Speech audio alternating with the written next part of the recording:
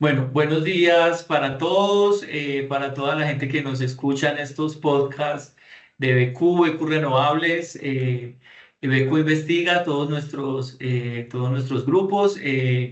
Pues le damos la bienvenida a un nuevo podcast. En esta ocasión vamos a hablar de un tema muy relevante en el que BQ ha estado interesado en los últimos días y es en nuestra expansión en Ecuador, pero pues claramente vamos a hablar del mercado ecuatoriano, del mercado del petróleo en Ecuador, un poco del mercado energético, y pues para eso nos hemos traído a este podcast a Guillermo Freire, quien es un experto del sector energético ecuatoriano y con el que conversaremos de todos estos temas.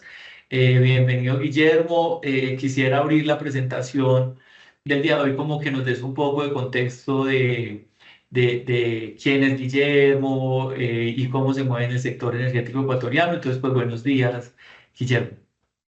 Buenos días a todos y gracias. Para mí es un gusto, un placer estar con ustedes este día. Bueno, gracias por el espacio. Yo soy ingeniero industrial, he trabajado en el sector petrolero por 20 años y tal vez poco soy cercano a Colombia porque dentro de los logros que he podido tener en el nivel profesional ha sido la integración de Ecuador y Colombia en el tema de transporte de hidrocarburos. O sea, yo cumplí parte de un equipo que hizo todo ese proceso que hoy día está moviendo casi 30.000 barriles colombianos a través de oleoductos ecuatorianos. Y creo que eso es una de los logros y una de las posibilidades, como se puede ver, que efectivamente se cree valor entre los países y se pueda integrar, no solamente en términos diplomáticos, sino en términos económicos, Ecuador y Colombia. Entonces, bienvenido a este espacio y bueno, presto a responder cualquier inquietud que tengas sobre Ecuador y bienvenido a poder aportar en este podcast y dejar mucha información para todos los oyentes de este importante espacio. Bueno, entremos en materia, Guillermo. Para entrar en materia, Guillermo, quisiera que empezáramos hablando un poco de manera general del estado actual de la economía ecuatoriana. Cómo se compone su Producto Interno Bruto, cuáles son los principales impulsores de la economía, cómo está actualmente de manera general, digamos, la moneda y cómo juega nuestro sector energético en el Ecuador, sobre todo pues en el campo que nos atañe a nosotros, que es el petrolero, de pronto un poco el minero. A ver, Ecuador es un país de 18 millones de personas, es en realidad en relación a sus vecinos somos más pequeños. La economía es más o menos del Producto Interno Bruto es alrededor de los 100.000 millones de dólares. eh, y principalmente el principal producto de Ecuador es el petróleo. Ecuador es un país petrolero, casi el 18% de la exportación es petróleo, entonces es un producto muy relevante y por eso es una base de la economía. Pero necesariamente el Ecuador necesita inversión. Hay sectores como el petrolero, lo vamos a conversar más adelante, pero ayer ha salido una, una noticia de parte del ministerio que Ecuador requiere solamente en petróleo, en la parte de inversión para extracción, alrededor de 42.000 millones de dólares en los próximos 10 años, que es muy interesante como mercado y como potencialidad. Pero adicional a eso, Ecuador tiene también grandes desafíos en el sector energético. Por eso creo que la decisión de BQ de ingresar al Ecuador es muy interesante porque con BQ Renovables, Ecuador tiene un amplio potencial en temas renovables. Apenas el 2% de la energía producida en Ecuador es de fuente solar o eólica, lo cual da un potencial de crecimiento importante, dado que estamos en el Ecuador y hay un recurso muy importante ahí y hay muchas cosas que funcionan y creo que es una oportunidad interesante participar en el Ecuador, buscar estas inversiones, estos potenciales y un poco desarrollar mercados como BQ lo está intentando hacer en este desafío del Ecuador.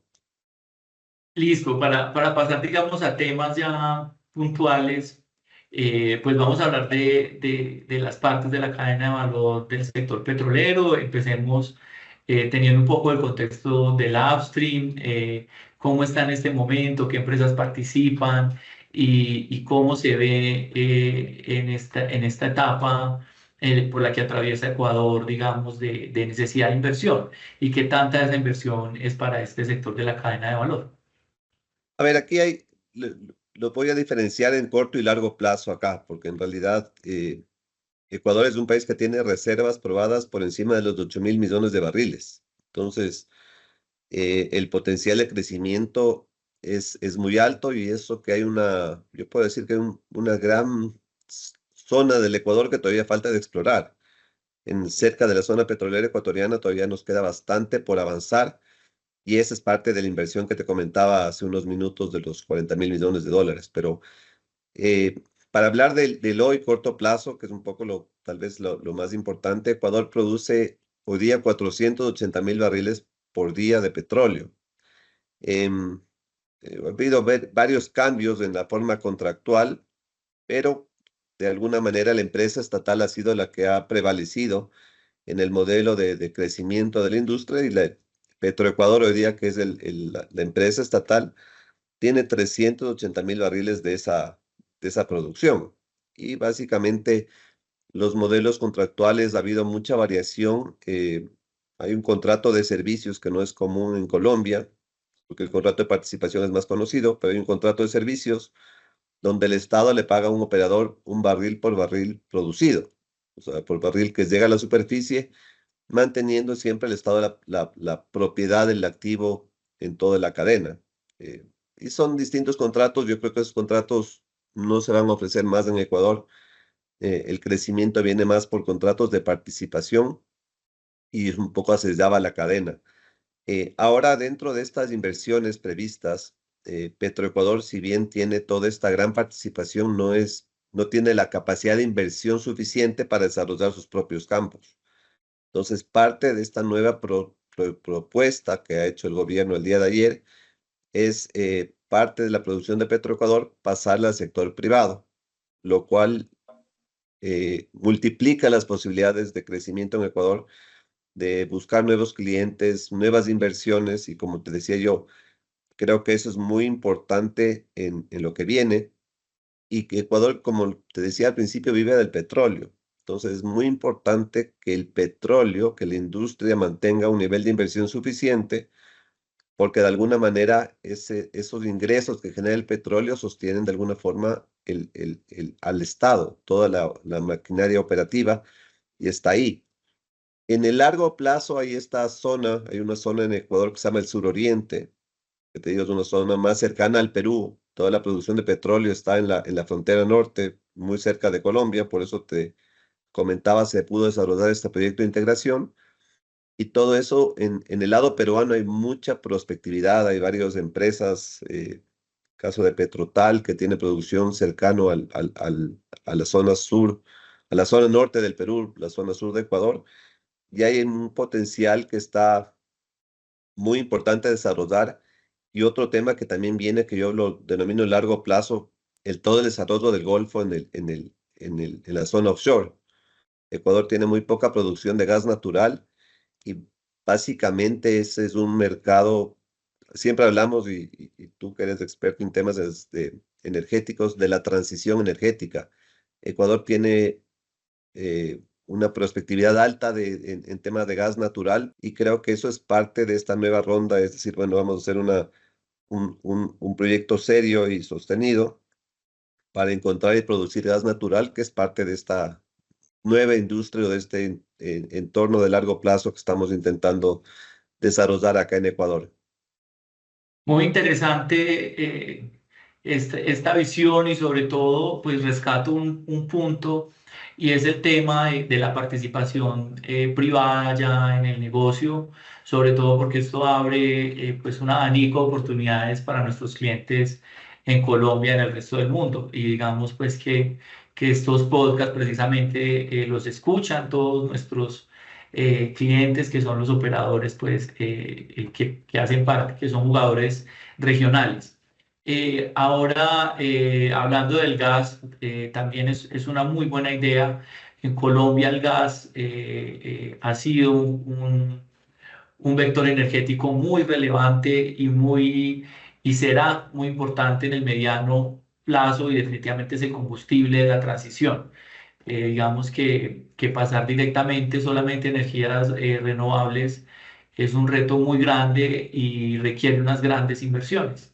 Y el gas es ese combustible que puede hacer esa transición de una forma sostenida en el tiempo. Entonces, digamos que en Colombia tenemos un poco esa experiencia y los planes de futuro nuestros que plantea la Unidad de Planeación Minero-Energética, muchos de ellos en muchos de esos escenarios futuros energéticos, pues está contemplado el gas todavía operativo y eso también nos trae, digamos, mucha perspectiva para ese negocio en Colombia.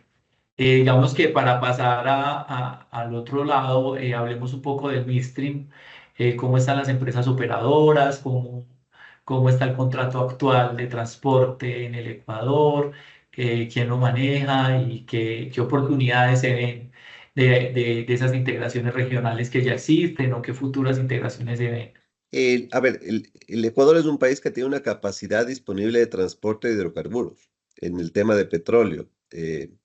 Como te decía, la producción del Ecuador está alrededor de los 480.000 barriles y la capacidad de transporte de petróleo de los sistemas instalados supera los 900.000 barriles.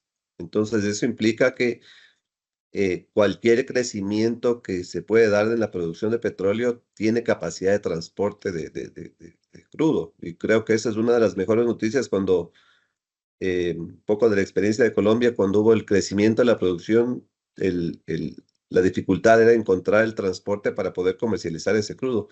Ecuador, afortunadamente, ese tema lo tiene resuelto. Ahora, en temas de proyectos en el sector de midstream, em, hay algunos trabajos que hay que hacer en los sistemas. Tenemos ahí un problema puntual en los oleoductos, que hay que hacer unas variantes.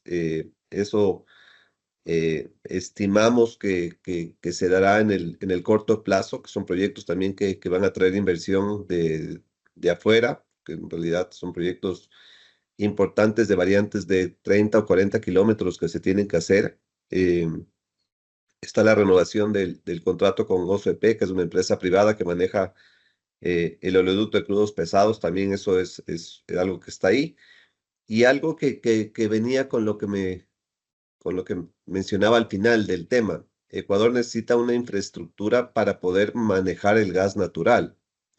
Entonces, seguramente del sector privado va a venir inversiones en ese sentido, porque, digamos, si hablamos de la transición energética, que lo mencionabas tú, y creo que eso es el camino, es a través del gas natural. En la medida que lo podamos tener de producción local, va a ser el escenario ideal, pero también hay que prever una opción de importación. Entonces, todo lo que son puertos para importación de gas, manejo de gas, gasoductos, toda esa infraestructura va a tener que desarrollarse en el corto plazo. Y creo que eso es un importante rubro que también dentro de los proyectos y dentro de las inversiones que va a tener Ecuador en el corto plazo va a estar presentes. Entonces, el sector de transporte está en buen aspecto, tanto lo que es gas va a tener que crecer, todo el tema de poliductos, de productos limpios, el crecimiento de la demanda de Ecuador es muy alta, eso también seguramente es algo que va a tener que crecer. Y creo que ese es el sector, es muy importante, estas oportunidades que van a haber en el país, algunas identificadas, algunas en proyectos en marcha, pero creo que es un sector que va a requerir mucha inversión y creo que es uno de los, digamos, económicamente, yo que estuve trabajando mucho tiempo en oleoducto, son proyectos muy rentables y de muy bajo riesgo para inversionistas, porque en realidad la demanda de productos de petróleo es algo que es bastante confiable y bastante sostenido. Listo, pues una lectura muy optimista del midstream. Veo que se viene mucho trabajo en el Ecuador, eso pues para Beco es súper importante y nos motiva mucho. Y pues para ir cerrando el tema de este sector, hablemos del downstream y cómo están los temas de refinación en cuanto a capacidades, proyectos futuros y operadores que actualmente estén trabajando en esta parte de la cadena de valor.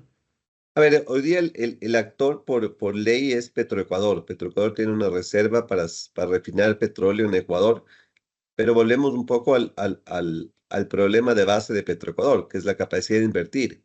Eh, un poco lo que hizo Colombia con la nueva refinería de Cartagena, con Reficar. Ecuador estamos en la misma línea. Ecuador necesita construir un nuevo tren de alta conversión en su refinería más grande, que es la de Esmeraldas, porque de alguna manera, si bien Ecuador tiene petróleo, está teniendo problemas por poder abastecer el mercado local de productos limpios. Entonces, es un proyecto muy grande, muy ambicioso. Hay varios intentos de avanzar con el proyecto y creo que más pronto que lo que uno pensaría, Ecuador tiene que lanzar un proyecto de un nuevo tren de refinación, ¿no? No hablemos de una nueva refinería porque eso parecería que es algo más grande y difícil de conseguir. El mercado de derivados siempre está condicionado a este tema de la transición energética, pero de alguna manera, por la propia necesidad y por la propia soberanía energética de Ecuador es algo que tiene que pasar. Entonces, es un proyecto que está ahí, es un proyecto que está en discusión y creo que yo esperaría que en los próximos, no sé, 2 años ese proyecto se concrete y como mencionabas tú, y creo que por eso digo que somos muy parecidos a Colombia porque los lineamientos y los planes son muy similares. Tendríamos que tener un proyecto similar al que tuvo Colombia con Reficar en los próximos años y de alguna manera así cierra el tema de hidrocarburos, mejora el tema de transición, el tema de distribución de combustibles y creo que de alguna forma podemos a los oyentes darles una visión global de toda la cadena de hidrocarburos, de todo lo que se viene, que es muy positivo. Cuando te hablaba de los 42.000 millones de dólares que te comentaba al principio, solamente está en la parte de upstream. Fíjate tú, o sea, si es que sumamos todas las cadenas y todas las inversiones, el Ecuador podría tener inversiones en el sector no menor a 60, 70 mil millones de dólares solamente en el sector de hidrocarburos, que es poco lo que estamos hablando. Entonces, potencialidades hay que encontrar la vuelta, hay que encontrar la economía, los clientes, pero básicamente cuando hablamos de proveedores, buscar necesidades insatisfechas, aquí en Ecuador tenemos mucha potencialidad y muchas oportunidades para crecer por ese sentido. Muy bien, pues ya con eso le dimos el recorrido al sector de hidrocarburos, era un poco el sentido de este podcast, pero claramente mirando la canasta energética total, la matriz energética del Ecuador, no podríamos irnos sin concluir hablando un poco del sector energético, que digamos que es un renglón bien importante de la economía de cualquier país, pero del sector de energía eléctrica, pues para ser puntuales cómo esto el sector de energía eléctrica del Ecuador en el corto, en el mediano plazo. A ver, un poco el mercado a partir seguramente del año 2000, 2001, la gran parte de países más bien trasladaron toda la inversión de generación al sector privado. Ecuador más bien hizo lo contrario, más bien afianzó todo el sector eléctrico hacia el Estado. Entonces, tuvimos la suerte en ese momento de construir una hidroeléctrica que realmente cumplía o satisfacía las necesidades energéticas del país casi por 8 años. De hecho, tuvimos excedentes de energía, hicimos una interconexión con Colombia para vender la energía sobrante a Colombia eh, por mucho tiempo. Y esa básicamente fue, como quien dice, pensamos que el tema estaba resuelto y que era el modelo exitoso porque a diferencia de los otros países que tenían crisis, Ecuador más bien tenía sobrantes y vendía a Colombia y era un escenario ideal. Ahora, el problema de ese modelo es que el Estado tenía un plan de inversiones a futuro que no estaba financiado. Entonces, ¿qué pasa hoy día? Que en realidad existe el Plan Nacional de Electrificación, que es un documento que está ahí, que es un documento vivo, que se lo actualiza eh, casi creo que cada 4 años, pero todas las inversiones que estaban previstas en el plan para satisfacer la demanda no se han podido cumplir. Y no se han podido cumplir no porque no hayan querido, no es un tema de, de- de que el Estado decidió no hacerlo, sino de que efectivamente los recursos para poder hacer esas inversiones no estaba en el Estado, y acuérdate que tuvimos todo el tema del COVID, todo el tema de la crisis que vino después de eso, entonces nunca se identificó cómo el Estado iba a tener esos recursos para invertir. Entonces, al día de hoy, empezando desde el año pasado, Ecuador empezó a tener déficit energético.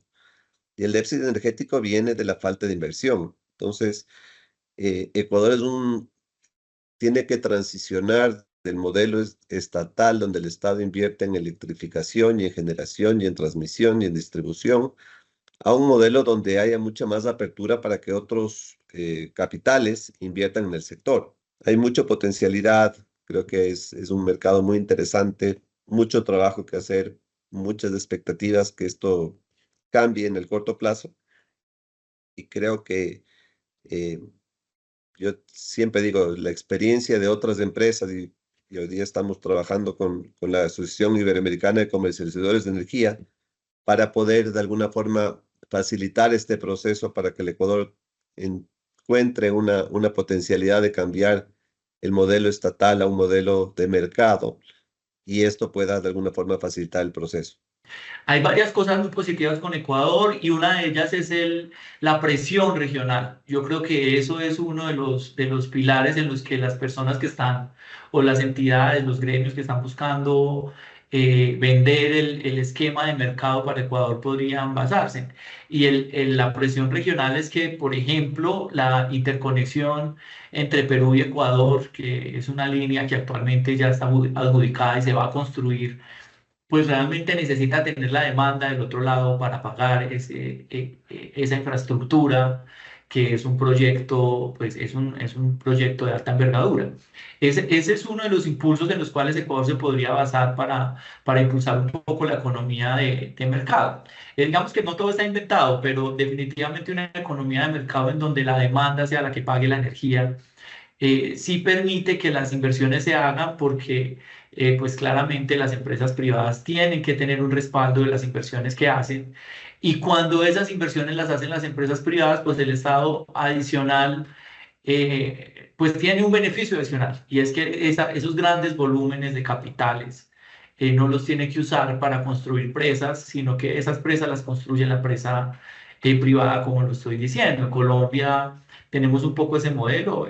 Acá las grandes empresas de generación de energía eléctrica han construido grandes infraestructuras y son las que nos permiten tener, digamos, un respaldo y una confiabilidad tanto en hidráulica, pero también lo hablábamos que tenemos un buen respaldo térmico. Pero claro, todas esas infraestructuras se construyen únicamente si uno tiene la energía ya vendida y puede recuperar, digamos, esas inversiones vía tarifa.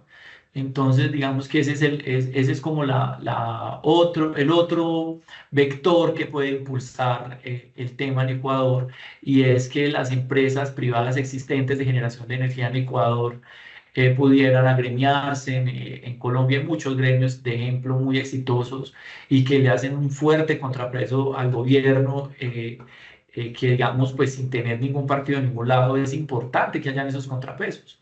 Independiente de las políticas que saque el gobierno, siempre acá está Colgen, que es la asociación de generadores, que la mayoría son hidráulicos, que pues digamos que están ahí por ser hidráulicos, y cuando hay alguna política que desfavorezca o que vaya a hacer alguna falla del mercado, pues a Colgen rápidamente puede reaccionar.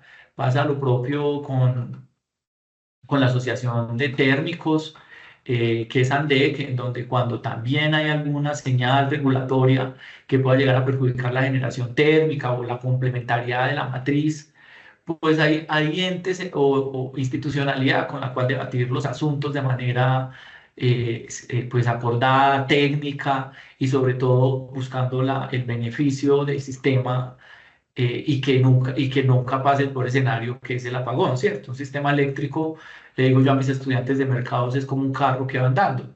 Lo peor que puede pasar es que se pare, ¿cierto? Entonces, el tema de la energía es que nunca actualmente, digamos que ya hay nuevos escenarios, pero la energía que conocemos pues no se almacena en ningún lado. La energía se genera, inmediatamente es entregada a la demanda. Entonces, tener ese equipo funcionando todo el tiempo, 24 horas, que lo que se genera se consume, es un reto muy grande para un país, y es un reto técnico. y es un reto económico, porque claramente la demanda siempre tiene que ser atendida y entonces tiene que ser medida y tiene que ser medida desde el punto de vista técnico, pero también desde el punto de vista económico y hay que mirar esos escenarios futuros de demanda para ver cómo se atienden. ¿Y cómo se atiende una demanda futura? Pues con construcciones de nuevas presas, con construcciones de nuevas plantas de generación, pero toda esa construcción futura depende de una compra futura. Y esa compra futura pues la garantiza una demanda que tenga necesidades futuras y que esté dispuesta a pagar por esa energía. Entonces, digamos que ahí también se le puede hacer un llamado desde este podcast, que sé que mucha gente o muchas empresas, de hecho ya hemos hablado con muchas empresas de generación de energía en Ecuador, nos escuchan y ese, pues primero el huevo o la gallina. Podría ser que primero pues haya un gremio, por ejemplo, de generación de energía y que ese gremio de generación pueda impulsar o pueda tener ese contrapeso desde ya con el gobierno y decirles, miren, lo que más nos conviene como país es tener un mercado y nosotros podemos hacer inversiones para generar, pero necesitamos unas garantías. Pero digamos que una sola empresa difícilmente va a tener esa voz, pero si hay una asociación de empresas de generación, pues eso puede ayudar. Igual, como te digo, la presión regional, porque si hay una interconexión, lo más adecuado es que haya una armonización regulatoria en la cual cuando uno se conecte con un país, pues pueda tener la garantía de que este país le va a pagar la energía con una demanda que está cuantificada y que tiene cultura de pago de esa energía. Entonces, pues esto es como un poco la visión regional muy corta, ¿no? De cómo porque tenemos un espacio muy pequeño, ya íbamos concluyendo, Guillermo. Yo pasé de entrevistador, de entrevistador a entrevistado, pero ahí un poco era como animar la conversación en este punto de energía. Yo creo que con eso podemos ir cerrando. Les agradecemos mucho a nuestros oyentes de nuestro podcast que siempre se conectan. Los invitamos a que nos sigan escuchando. Contarles a todos nuestros clientes internacionales, a nuestros clientes de Colombia, pues de manera formal que BQ ya tiene operación comercial en Ecuador, entonces que también estamos para atender sus necesidades de consultoría, de interventoría, de consultoría de alto nivel también en este país vecino que tanto queremos y que estamos allá trabajando con Guillermo. No sé, Guillermo, qué quieras decir ahí de despedida para ir cerrando ya el podcast. Sí, no, primero que nada, gracias. Como tú lo mencionas, creo que es claro la integración real y no, como te decía, creo que en tanto mercado energético, el mercado petrolero está muy conectado, mercado de productos limpios, hay muchas oportunidades que se pueden dar, porque yo creo que hay mucha sinergia entre Ecuador, Colombia, Ecuador, Perú, y yo creo que esto, digamos, que este podcast sirva como un foro para conversar más amplio sobre el tema. Como tú lo mencionaste claramente, hay mucho por hacer. Ecuador es un país lleno de oportunidades. Creo que BQ es un actor muy interesante en la industria, no solamente por toda la experiencia que tiene, por el nombre que tiene en Colombia, y creo que seguramente seremos muy exitosos en Ecuador, y más bien gracias por el espacio, por el tiempo. Y bueno, felicitando a propósito a BQ por sus 25 años, que entiendo que los cumplieron hace poco. Y bueno, ojalá podamos tener otros temas más profundos, más específicos de algún proyecto que desarrollemos en conjunto para que toda la audiencia lo conozca y poder seguir trabajando en estas iniciativas que son muy válidas y muy necesarias para el desarrollo de nuestros países. Después, no siendo mal, les agradecemos mucho y hasta el próximo mes donde traeremos un podcast del sector energético peruano. Entonces, hasta aquí quedamos. Muchas gracias. Hasta luego. Chao, Guillermo. Gracias. Chao, gracias.